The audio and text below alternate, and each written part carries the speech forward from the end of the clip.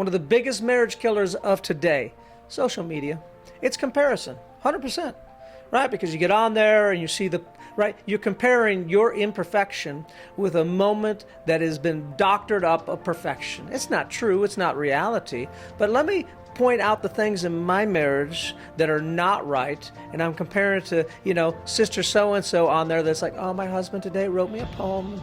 We went down a little stream, he paddled me, and we kissed with the sunset, and you're like, well, my husband took me to the Arby's, and you're comparing that, which that's not even true. It's not even reality. It's just a made-up thing to try and get some likes. So here's the thing. The Bible talks about don't compare, but instead be able to rejoice in what you do have.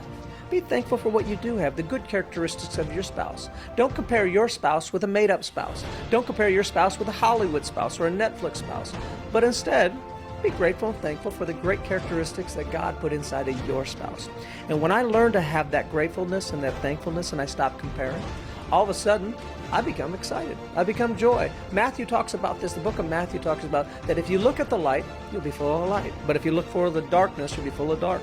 So if I look for the good in my spouse and in my marriage is pretty awesome.